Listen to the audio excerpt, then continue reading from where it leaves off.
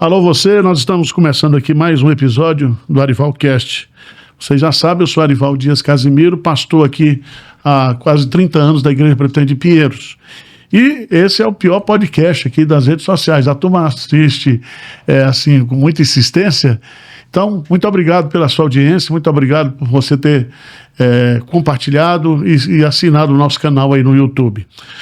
Hoje nós estamos aqui com a honrosa presença do querido irmão Ricardo Pavanelli Albuquerque, que é membro recente aqui da Igreja Presbiteriana do Brasil, e nós vamos bater um papo sobre a história de vida dele, né? A jornada dele, esses anos todos. Faça a sua saudação aí para o nosso pessoal. Queria agradecer ao reverendo Arival, a Igreja Presbiteriana de Pinheiros, pela oportunidade, né, que me dão, por esse momento de comunhão que nós temos. Certo. Isso é de muita alegria. Então, queria agradecer por esse momento de fala e de comunhão. Só para você ficar sabendo, o Ricardo ele é casado com a Rosiane e pai de 2 filhos, o Miguel e a Luíse, e mora em São Paulo. Ele é autor desse devocional aqui, né, Meu Porto Seguro. Atuou por muitos anos, né, como ancião na Congregação Cristã do Brasil, e hoje segue a sua jornada como membro aqui da Igreja Presbiteriana de Pinheiros. Mas antes da gente começar esse bate-papo aqui, eu quero falar sobre os nossos patrocinadores. E o nosso patrocinador principal, fundamental, é a Rivest. Rivest Revestimentos Ecológicos.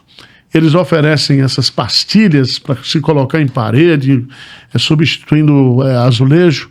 É um material ecologicamente correto e eles têm tido assim, uma aceitação muito grande no mercado.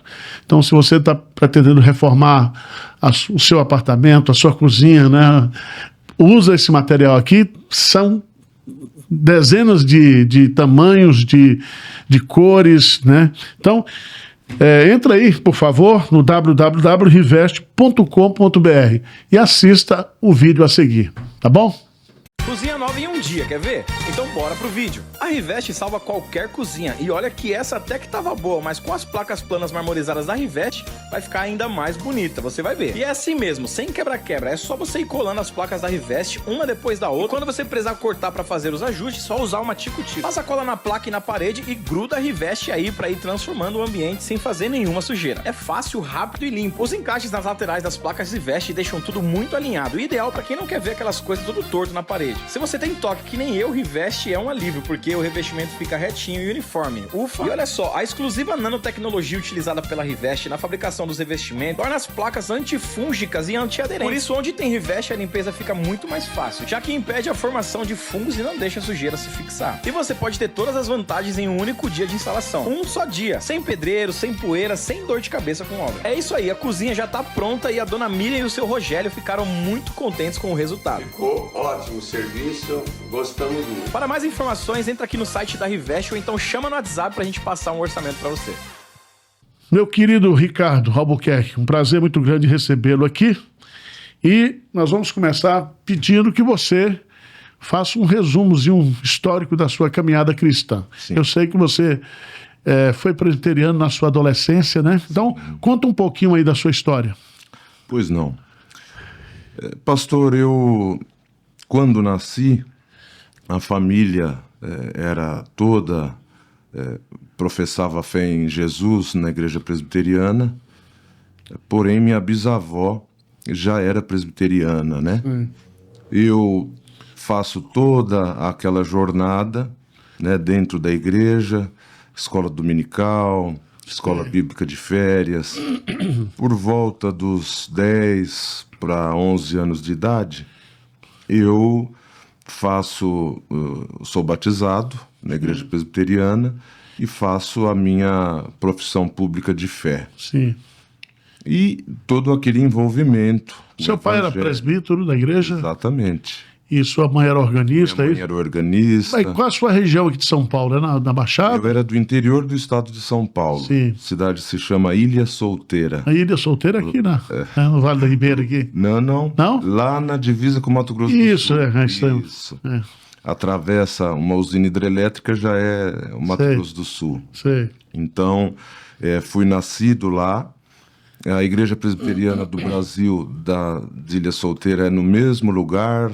Até hoje lá. Até hoje, a mesma fachada. E por quem eu tenho muito carinho e estima, né? Certo. Então, ali eu cresci e tomei conhecimento com o Evangelho da Graça. Sim. Por volta de uns 13 anos de idade, mais ou menos, eu tomo conhecimento e começo a participar de cultos da Congregação Cristã no Brasil. Então, pela primeira vez, eu tenho esse contato com a teologia pentecostal, com o movimento pentecostal. Sim. E aos 14 anos, então, Isso lá em Ilha Solteira. tudo em Ilha Solteira. Aos 14 anos, eu me batizo Sei. na Congregação Cristã no Brasil. Certo. Sozinho. Eu, na verdade, tive uma influência direta de uma pessoa muito querida que trabalhou na casa dos meus pais por 45 anos. Sei, sei. Uma nossa irmã que já está na eternidade. Essa irmã, ela ajudava minha mãe e ela era uma irmã da congregação. Uma mulher muito simples Sei. e mais que falava, eu sempre digo isso, falava do Senhor e falava do Evangelho com uma grandeza que creio eu que nem ela sabia que ela tinha. Você hoje está com quantos anos? 47 anos. Então, dos 14 aos 47, você ficou na Congregação Cristã do Brasil. Exatamente. E o que marcou? Porque você teve, eu diria assim, um ministério meteórico, porque você se tornou um ancião cedo lá, né? Como é que foi a sua jornada lá na CCB? Reverendo, eu permaneci então na congregação por mais ou menos 33 anos. Sim. Né? Falar do Evangelho eu sempre falei, né? Sei. Sempre que eu tenho oportunidade de conversar sobre isso, eu digo que eu nunca dependi de um ministério oficial para falar do Evangelho. Então, na universidade já falava, nos momentos em que eu lecionei, sempre falei do Evangelho. Quando chegamos em 2018, eu então sou apresentado para um ministério na congregação que se chama Cooperador do Ofício Ministerial. É um ministério de dirigente de cultos, prega-se a palavra. Alguns sacramentos da igreja ele não faz, como batismo e santa ceia. Então eu permaneço ali como cooperador por 5 anos, isso envolvendo aquele período da pandemia. E esse ministério foi aqui em São Paulo? Já em Barueri. Em Barueri, Alphaville. Alphaville, sim. Isso. Era uma pequena sala de oração, um grupo pequeno de irmãos, uma obra nova, que cresceu, e eu fico ali por 5 anos. Certo. Então, em 2023, eu sou ordenado para o Ministério de Ancião. Então, eu permaneço como ancião por 2 anos, né? O ancião é mais ou menos o pastor da igreja, né? Isso, exatamente. Comparando... O ancião, ele exerce o pastorado, né? Então ele ministra todos os sacramentos da igreja, atende e responde por outras igrejas mais, não só a igreja local para a qual ele foi ordenado, e eu fico ali por 2 anos nesse ministério. Mas uma coisa boa aconteceu também com você, que você conheceu a sua esposa, né? Exatamente. E tem 2 filhos com ela, os meninos são lindos. E Sim. foi uma coisa boa. Deus levou você lá para casar você também. Exatamente. Isso eu não posso nunca esquecer e nunca cessar de agradecer a Deus por isso. Eu quero deixar bem claro aqui para os irmãos que nós aqui da Igreja Presbiteriana de Pinheiros não temos absolutamente nada contra os irmãos da Congregação Cristã do Brasil. Aliás, o nosso templo aqui, né, esse templo que a gente tem aqui, foi construído por um irmão, nós convivemos aqui mais de 16 anos, a gente sempre se respeitando mutuamente, né? E esse discurso, muitas vezes, de ódio, de coisa, isso não edifica. Sim. Né? Aqui a gente respeita os anciãos, respeitamos os membros da igreja, e nós não estamos aqui de forma nenhuma para distratar, né? Eu estou dando a oportunidade para o Ricardo aqui justamente para que ele possa falar da história dele. Sim. E a nossa história, ela não é escrita por nós mesmos, né? Deus, ele é soberano, e agora, né, esquecendo das coisas que para trás ficam, você segue a sua jornada aqui. Em que momento você sentiu essa necessidade, ou sentiram por você e lhe pressionaram para você sair da igreja? Qual foi o ponto, assim, o epicentro, né, do terremoto? Pastor, eu, na verdade, desde a infância, eu sempre fui um estudioso das Escrituras. Sim. Né? Eu fui alfabetizado praticamente antes de chegar para a escola, por impulso dos meus pais, os 2 professores, né? Sim. Meu pai era dono de uma livraria, então eu nasci ali no meio de livros e bíblias, e eu cresci com uma forte influência do meu pai, que era leitor assíduo da Bíblia. Minha avó paterna, mãe do meu pai, já está na eternidade. Ela, quando eu era criança, me deu meu primeiro livro ganhado, que foi O Peregrino. Sei. E me deu também Mananciais no Deserto, Sei. um dos primeiros devocionais, ou sim. talvez o primeiro que a gente tem notícia. É da editora Betânia, né? O famoso, né? Exatamente.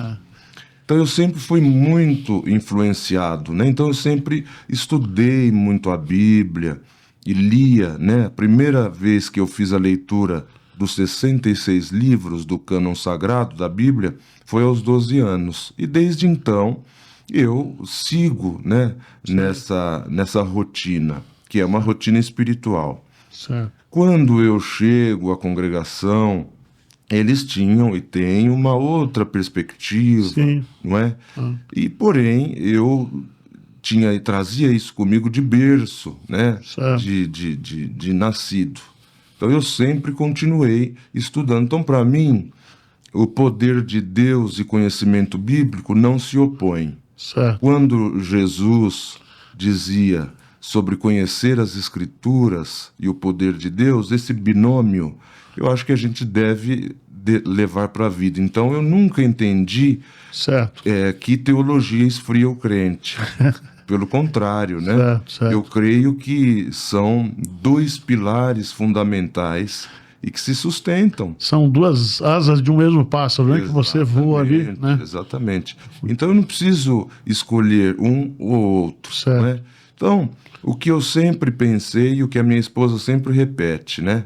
A gente não quer dominar as Escrituras, é preciso que as Escrituras nos dominem. Certo. E eu sempre pensei dessa forma. Então eu fazia parte de um grupo solitário da igreja que enxerga o evangelho sob outra perspectiva. Certo. Né? E quando eu não tinha ministério, isso obviamente não vinha a público. Né? Sei. Isso não vinha a conhecimento de todos. Com o passar do tempo, eu começo a ter o ministério, a oportunidade de fala, né? Começo a pregar nos congressos de jovens, nas reuniões públicas, etc. Exatamente. Como cooperador, talvez uma forma mais tímida, né? Porque o cooperador fica ali alocado numa igreja local, mas depois, como ancião, eu começo a fazer viagens para atendimentos de reuniões de mocidade e cultos para jovens. Talvez no ministério de ancião esse alcance tenha sido maior, e de fato foi. Certo. Mas eu gostaria de ressaltar um ponto. Sim. Logo que eu sou ordenado para o ministério de ancião, numa das manhãs, quando eu acordo, eu tenho um sentimento. Eu oro, quando me sento no sofá da minha casa, não tive uma revelação, uma visão, um arrebatamento de sentidos. Eu sinto que o Espírito Santo me tocou na consciência. Isso é obra do Espírito Santo. Então me veio o seguinte pensamento: se quando você chegar diante do tribunal de Cristo, alguém te cobrar e te disser, você sabia do Evangelho e você preferiu pregar uma verdade institucional ao invés de pregar a verdade do Evangelho. E aquilo me impactou de uma forma muito forte. No dia eu cheguei a compartilhar esse sentimento com a minha esposa e não sei se no mesmo dia ou naquela semana eu atendi um culto e pela primeira vez eu preguei e expus Efésios 2. A salvação é pela graça. Sim. E que graça não é CNPJ, nem razão social, nem endereço físico. Graça é o favor da cruz que Cristo fez por nós. Então, desde então, eu começo a expor. Eu acho que da mesma forma de quando eu era cooperador, mas o alcance começa a crescer, ser maior em outros estados. Com a era da internet começam a gravar e colocar nas redes sociais e talvez isso tenha sido um impulso, né, para que outros tivessem conhecimento daquele conteúdo. Eu acho interessante essa colocação sua, porque, inclusive, domingo passado eu preguei sobre essa questão do Espírito Santo, né? E quando você estuda a pessoa e a obra do Espírito Santo, né, além da questão do poder, além da questão dos carismas, além da questão da mudança de caráter, do processo de santificação, o ministério é um ministério de ensino, de direção, né? E o trabalho é cognitivo. Sim. Né? Você não pode negar. Ele é o Espírito da verdade e Jesus dizia, ele vos conduzirá a toda a verdade. Ele vos ensinará, ele vos fará lembrar, né? Ele convencerá. Isso. Né? Então você que é advogado também sabe que o trabalho do Espírito Santo é um trabalho de persuasão, né? E principalmente nessa questão da nossa relação pessoal com Deus, né? Em nos guiar, em nos vivificar, em nos mortificar, em nos ajudar nas orações, que a gente não sabe orar como convém. Exatamente. Né?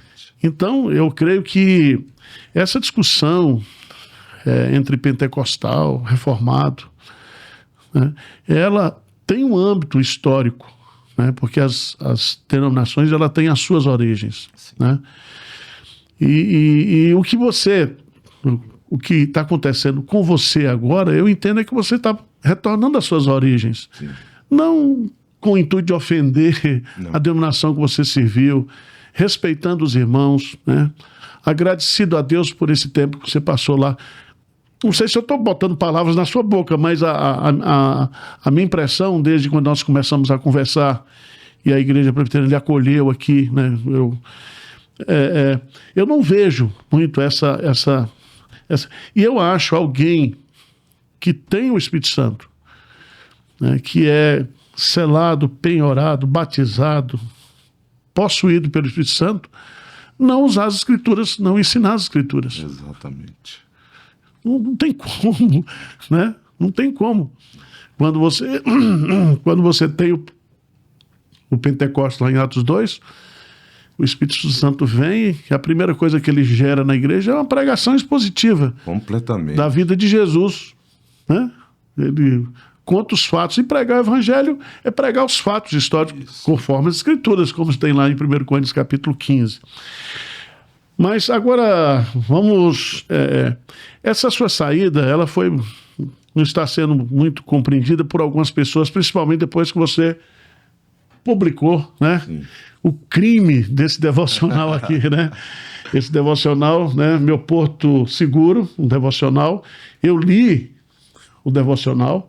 São reflexões bíblicas, como eu escrevo, o pastor Hernando escreve. Não existe aqui nada de proselitismo religioso, mas simplesmente meditações bíblicas. Conta um pouquinho desse livro aqui, como é que ele foi gestado e nasceu e os desdobramentos que ele teve. Tá bem. Só para concluir essa fala anterior, lá na minha infância, quando eu me batizo na congregação, há um movimento na família do meu pai, né? Queria entender o que houve. Sim. A minha avó paterna, então, ela me escreve uma carta. Infelizmente, essa carta foi perdida, né? Sim. Ao longo dos anos, com conselhos bíblicos, né? e ela dizia assim: pode ser que um dia eu não estarei mais aqui, mas Deus vai te trazer de volta às tuas origens. Sim. E então, nestes dias, eu tenho me lembrado muito dela, né? Certo. E essa carta ficou gravada no meu coração. Talvez no momento eu não tivesse gostado muito, Sei. mas eu vejo então a conclusão de um conselho da matriarca da família. Então, quando eu retorno à Igreja Presbiteriana do Brasil, muitos então criticam, dizem que eu tomei uma decisão muito rápida, que foi prematura, ou se foi movida por mágoa, por ira, e não houve nada disso. Na verdade, eu passei e passo ainda um processo tumultuado, porém eu sempre tive uma relação de afeto com a Igreja Presbiteriana, de modo que quando tudo acontece, eu não enxergaria uma outra igreja na qual eu pudesse ser pastoreado, discipulado, cuidado, que é o que de fato a Igreja Presbiteriana de Pinheiros tem feito. Só quem me acompanha e acompanha a minha família sabe o que nós temos passado neste último ano. Pois bem, as pregações que eu fazia quando da instituição, eu percebo que já causava um certo rumor, não é? Alguns diziam que eu ensinava calvinismo, que eu já tinha uma pregação de viés reformado, quando eu só me ative a apresentar o Evangelho, Sim. que é o poder de Deus para a salvação. E que é o princípio da fé reformada. A reforma foi um retorno às escrituras, né? Exatamente, exatamente. Foi o que eu sempre fiz, não é? Escrever eu sempre escrevi, então não é um fato novo e isolado. Alguns dizem, não, ele escreveu o livro como uma forma de ataque, ele criou um Instagram para descarregar as mágoas dele. Não há nada disso. Sei. Por quê? Eu sempre fui professor de redação, literatura, além de advogado, sempre fui professor de redação de peças processuais, Sim. cursos preparatórios para a OAB. Então, a palavra sempre foi o meu instrumento de trabalho. Sim. A palavra escrita, a palavra falada, comunicada, não é? Sim. Então, da mesma forma que eu escrevi um devocional bíblico, eu poderia ter escrito um manual de técnicas de redação, Sim. um livro de direito, como de fato eu fui coautor, alguns anos atrás, num livro preparatório para o exame da OAB. Sim. Então, quando começa o trabalho da feitura do livro, então eu crio o Instagram. Qual era o objetivo do Instagram? Anunciar e divulgar o livro. Sim. Porém, quando eu crio esse Instagram, finalzinho de outubro, começo de novembro, e hoje nós já temos mais de 50 mil seguidores no Instagram. Sim. Um Instagram que não tem vídeo, não tem minha foto lá, texto e carrossel. Sim. E isso começa a crescer, não é? Começa a crescer. Escrevo esse livro em dias muito difíceis. Algumas coisas que estão no livro eu já tinha escrito, então eu só faço esse processo de adequação. Eu sempre escrevi devocionais sem saber que editorialmente se chamaria de devocional. Então fui de épocas de escrever cartas postadas pelo correio, Sei. e-mails. Tive um blog, né, no passado, Sim. que inclusive se chamava Resplandecente Farol, que é o mesmo nome do meu canal no Instagram. E quando o convite do lançamento do livro acontece, há um movimento, né, um movimento contrário. Sei. Por quê?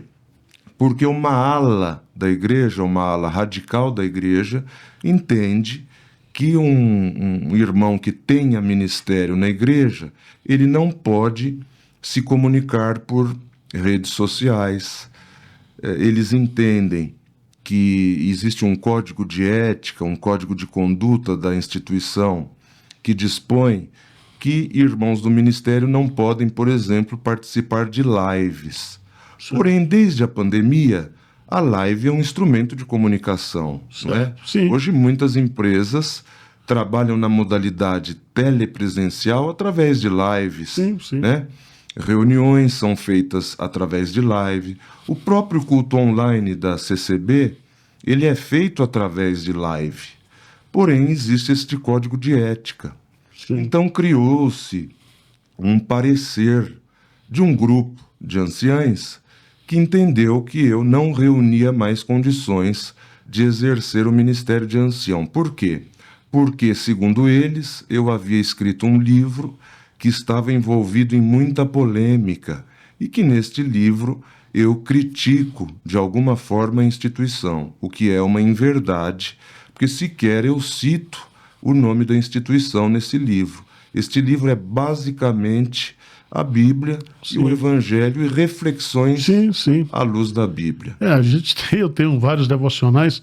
Aliás, às vezes os textos que você publica no Instagram, alguns usam, depois publicam em forma de livro, né? Isso aí é uma prática comum. Agora, e aqui eu não estou falando para a CCB, né? Sim. Eu estou falando para o Evangelho, a igreja evangélica em geral. Não tem mais como conter a questão da ferramenta das redes sociais. Não. Então, isso aí é uma ilusão muito grande, né? Porque os nossos jovens, os nossos adolescentes, né? Eu não estou falando nem das crianças, mas todo mundo hoje tem acesso, Sim. né? E isso não tem volta. Não tem volta. É a mesma coisa quando aconteceu a reforma protestante, século XVI. Nós tivemos o movimento da Renascença, nós tivemos as grandes companhias marítimas, o descobrimento das Américas, tivemos também a criação da imprensa. Sim. A primeira coisa que Lutero fez foi justamente publicar a Bíblia impressa e dar a Bíblia na mão do povo. Então, hoje não tem. Pelo contrário, às vezes está dando um trabalho danado para nós pastores, porque os crentes ficam ouvindo as abobrinhas durante a semana, e domingo a gente tem que trazê-los à realidade das Escrituras Sagradas. Mas isso aí não tem retorno, né? Agora, o que você pensa da agora em diante, né? A gente tem conversado. Você tem um chamado para o ministério ou não? Sim. Pastor, quando tudo isso acontece, na semana do lançamento do livro, percebe-se que não só na CCB, em algumas comunidades, há uma política que eu chamo de anti-intelectualismo. Sim. Ou seja, o Espírito Santo só se revela aos incautos, aos que não têm conhecimento. Isso é verdade, porque alguns da minha rede de relacionamentos chegavam a ser conectados, dizendo, olha, não vá no lançamento desse livro, porque este lançamento está envolvido com muita polêmica. Muitos amigos chegaram a me dizer, olha, eu recebi telefonemas que me disseram um conselho entre aspas, né? Sim. Que não era para eu estar nesse lançamento. Porém, o lançamento foi algo estrondoso, né? Sim. Só de dedicatórias que eu fiz, e tendo em vista que eu sou um autor anônimo, desconhecido, eu acho que passamos das 900 dedicatórias. A primeira foi às 18 horas, a última às 23h30, sem pausa nenhuma. Pessoas de Foz do Iguaçu, irmãos de toda parte do Brasil. Então isso para mim foi de uma alegria muito grande. Mas por outro lado, muitos quiseram estar, mas não puderam. Pediram para não ser fotografados, porque isso poderia gerar alguma censura e alguma intolerância religiosa.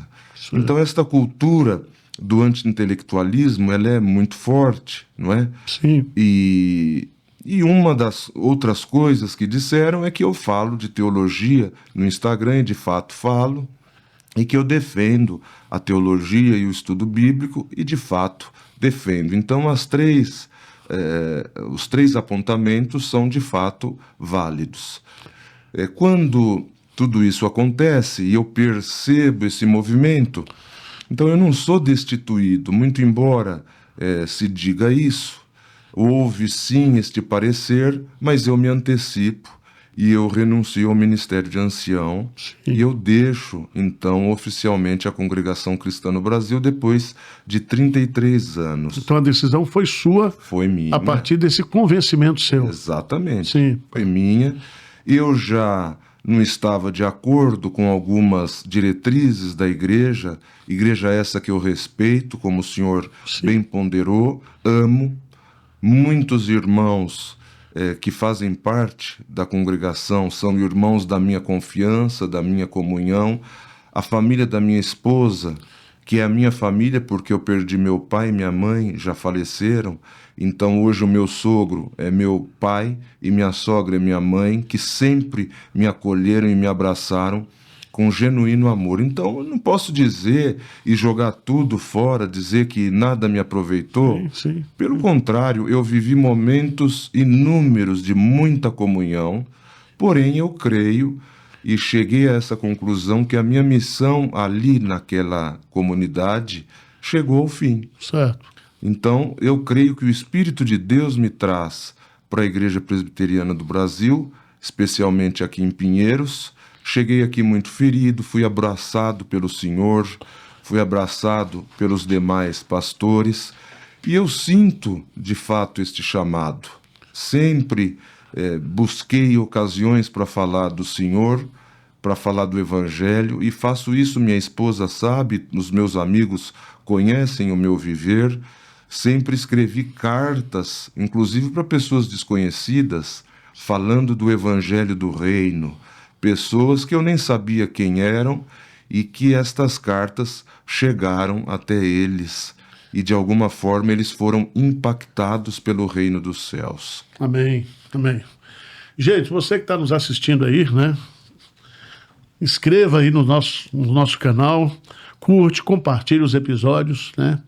Eu acho que Deus tem usado esse momento aqui até para um esclarecimento público, né, do que aconteceu, tudo que aconteceu.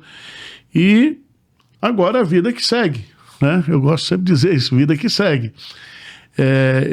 A sua esposa e os seus 2 filhos estão com você, né? E ele já vai começar a trabalhar, né?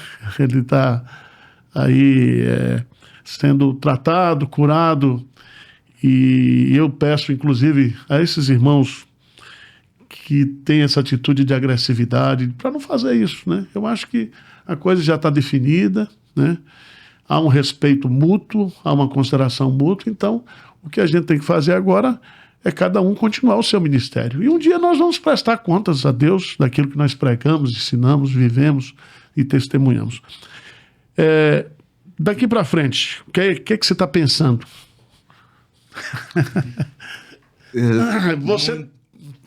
Muitos têm feito essa pergunta a mim, né? Como vai ficar a questão do ministério, a questão do Ministério da Palavra?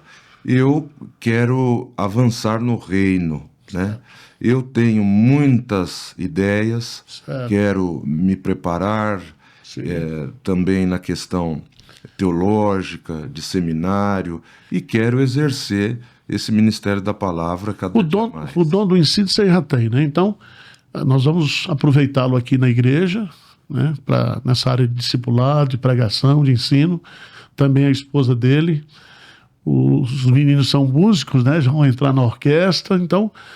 E também a gente tem uma palavra de encorajamento para você continuar escrevendo, publicando, né? Isso é uma coisa que a gente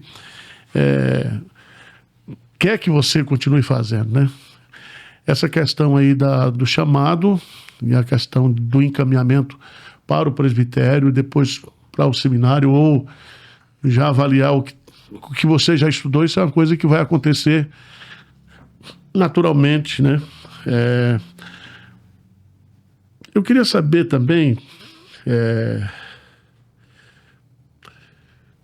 o que você achou aqui na Igreja Presbiteriana de Pinheiros, né? E parece que você chegou junto, porque eu tinha uma semana antes de ter aquele encontro com você, eu estive lá com o nosso querido pastor André Mendonça, Foi. né? E ele é casado, a esposa dele veio da Congregação Cristã do Brasil, uma pessoa maravilhosa. E o André também falou, olha, vamos acolher. Como é que é essa relação sua? Porque até o prefácio do seu livro foi o André que fez. Isso. Eu tenho pelo pastor André Mendonça um carinho muito grande, uma comunhão que eu não saberia transmitir em palavras, né? Nós nos conhecemos de uma forma que não foi programada nem planejada. Certo. Eu ainda ancião da CCB, eu fui atender um culto para jovens na Congregação Central de Goiânia, uma grande igreja, e aquele dia, sem nada marcado, ele estava congregado. Nos conhecemos aquele dia, trocamos telefones. Ele tem sido um grande incentivador e orientador na minha vida, sobretudo profissional. Ele sabe que muitas vezes, em angústias muito grandes, eu estive com ele, inclusive na casa dele, numa oportunidade. Eu disse a ele, irmão André, eu não vou suportar, porque já o meu pensamento colide com o pensamento da igreja. E ele dizia para mim, porque muitos, pastor Arival, fala que eu tomei essa decisão por causa dele, por influência desse ou daquele. Não houve influência de terceiros. E ele sempre dizia, não, irmão Ricardo, suporta, fica lá, quem sabe você vai trazer alguma coisa que pode ser aproveitado na congregação. Então ele sempre esteve comigo e eu com ele, né? E quando tudo isso acontece e eu chego aqui na Igreja Presbiteriana de Pinheiros, tudo parece se encaixar. Parece não, se encaixa, porque eu creio na soberania de Deus. Sim, né? sim. Eu gosto de dizer sempre que Deus faz de propósito. Né? Na época da pandemia, eu tomo mais conhecimento com as pregações aqui do senhor, do reverendo Hernandes, né? E aquilo começa a impactar a minha vida. Por isso que eu acho que a internet é uma ferramenta poderosíssima de evangelismo. E já disse isso até para o meu sogro. Eu digo que o meu sogro é uma das pessoas mais íntegras que eu conheço, inclusive espiritualmente. E eu disse para ele há esses dias que se o apóstolo Paulo vivesse hoje, ele usaria todas as ferramentas que nós temos à disposição para evangelizar, inclusive as plataformas digitais. Né? Então, quando eu chego aqui na Igreja Presbiteriana, tudo aconteceu muito rápido, de uma forma que nem eu esperava que seria tão rápido, né? Sim. E isso é cuidado de Deus, é dádiva de Deus, não tenho dúvida alguma acerca disso. Tá bom, você que está assistindo aí, né? Compartilhe esse episódio para outras pessoas, para que as pessoas sejam esclarecidas e bem esclarecidas, sem nenhum tipo de ódio, de vingança, pelo contrário, nós estamos aqui para promover a verdade em amor, né? Porque o amor sem verdade não funciona, e a verdade sem amor é agressividade, né? Então nós temos que trabalhar dentro desse espírito. Agora, uma pergunta que foi feita aqui, né? Por 2 ouvintes nossos no Instagram, né? Porque esse podcast vai para o ar hoje à noite, mas alguns já têm feito, né? Nas nossas redes sociais. Tá aqui. O Ricardo sabe que a ignorância de alguns da CCB não representa de fato a opinião da maioria. Sei.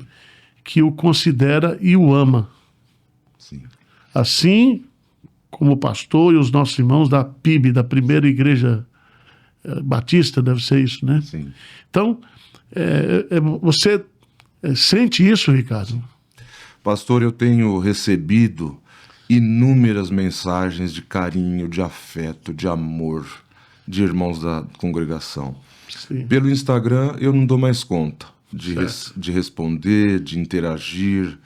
Nessa mudança que ocorreu, eu precisei mudar números de celulares, enfim. Mas pelo Instagram eu tenho recebido muitas manifestações de carinho. Por outro lado, eu tenho sido vítima, né, de Sim. intolerância religiosa, eu, minha casa, minha família. Porém, eu sei que inúmeros irmãos da congregação nos amam, e eu sempre digo isso, eu só mudei o endereço da igreja que eu me congrego. Eu não saí do corpo de Cristo. Sim. Eu estou enxertado na videira verdadeira. Então isso é maravilhoso. Certo. E dizer que Jesus vem buscar uma igreja invisível, a igreja universal, né? Quando João tem a visão do Apocalipse e vê, né, nações, povos, tribos e línguas, aquela grande multidão que não se podia contar, aquele é o retrato da igreja invisível. Sim. Então eu mudei de endereço da onde eu estou congregando. Porém, eu continuo sendo e professando a fé em Jesus, selado pelo Espírito Santo no Certo. dia da nossa redenção. Amém, amém. E uma coisa também que eu acho que alguns criticam e às vezes estão preocupados é se você, com a sua decisão, vai fazer algum tipo de campanha para as pessoas saírem, etc. Sim. Quando eu tomei esta decisão, eu falei inclusive com os pastores aqui da Igreja de Pinheiros, com a minha família, com a minha esposa, que jamais eu vou fazer discurso de ódio contra a igreja na qual eu congreguei, jamais vou fazer essa campanha de cooptar pessoas para vir aqui, para ir acolá. Por quê? O Espírito Santo, diz a Escritura, sopra onde quer. Certo. Então não sou eu que vou fazer isso. Então jamais vou me propor a esse trabalho. O trabalho, sim, de despertar, de tocar as consciências, é do Espírito Santo. Nós temos que pregar a palavra, né? Ensinar a palavra. E aí. E outra coisa, as ovelhas de Jesus ouvem a voz do pastor. É isso. Ninguém aqui vai ouvir voz de estranho, né? Não. Então, isso aí é uma coisa que a gente... E eu sempre digo aqui em Pinheiros, nós não somos donos das ovelhas, né? As ovelhas são de Cristo, né? E eu gosto sempre de dizer aqui, não adianta botar cerca para as ovelhas. Você tem que melhorar o pasto, É isso mesmo. porque as ovelhas elas querem ser alimentadas. É. E muitas pessoas hoje estão saindo, trocando, substituindo de igrejas por falta do alimento saudável que é a palavra de Deus, Sim. né? E isso você não tem mais como cercar, porque as redes sociais, né, hoje, se nós pudermos dizer que nós temos um novo continente no mundo, Sim. são as redes sociais, né? isso. Então não tem como. E eu recomendo o pessoal da CCB para criar uma CCB TV. Abrir as redes sociais aí e abençoar, alcançar as novas gerações. É isso. Né? Senão, ninguém segura. Ricardo, para mim é um prazer muito grande, é um prazer estar participando, Deus me deu o privilégio de estar participando desse momento na sua vida, na vida da sua esposa, da sua família. Deixar agora que você faça aí as considerações finais aí e eu acho que você quer falar mais alguma coisa? Eu gostaria só de complementar algumas falsas notícias, né? Sim, Por exemplo, quando eu faço essa migração, eu deixo a congregação, para falar do amor da Irmandade da Congregação, eu fui procurado por inúmeros que me pediam: aluga um espaço, aluga um salão, começa a fazer cultos neste salão, nós vamos estar com o irmão. Nós já temos um número, uma pessoa me disse, que passa de 200 pessoas. Sim. Aluga um salão em Santana de Parnaíba, na tua casa ou em Barueri. O que eu respondi? Eu agora preciso ser cuidado, eu agora preciso ser tratado e discipulado por alguém. Então eu chego assim aqui. Então eu não chego na igreja presbiteriana procurando nenhuma posição.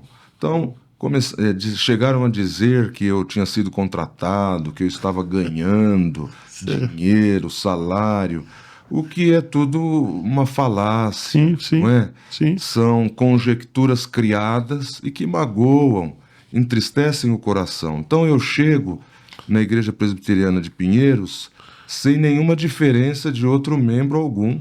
Certo. Eu faço parte do corpo de Cristo. Sim. Então era disso que eu gostaria de ressaltar, né? Certo. Eu tenho um tempo novo pela frente, este tempo está nas mãos de Deus, e eu digo amém à vontade dele e o que ele quiser fazer comigo. Tá bom. Então, eu quero agradecer a você por ter atendido o nosso convite, né? E você terá mais oportunidades mais adiante. Nós estamos, a IPP-TV estará inaugurando, né, a sua sede própria, com vários estúdios e tudo, e quem sabe já nós iremos colocar esse Meu Porto Seguro, né, com um programa de meditação, e aí você não somente publicaria os livros, mas também gravaria as mensagens, né? Eu acho que isso aí vai abençoar a Igreja Evangélica Brasileira e no mundo também, tá certo? Então seja bem-vindo, que Deus abençoe você, sua casa, que Deus o proteja. Amém. Que a igreja seja uma bênção na sua vida e que você seja uma bênção aqui na nossa querida IPP, tá Amém. bom? Amém. Então, gente, procure aí, compre o devocional, que você vai descobrir que aqui é alimento sólido, saudável para as ovelhas de Cristo, tá bom? Um grande abraço e até o próximo episódio do Arivalcast. Se você gostou desse vídeo, curta, compartilhe, se inscreva também no nosso canal, tá bom?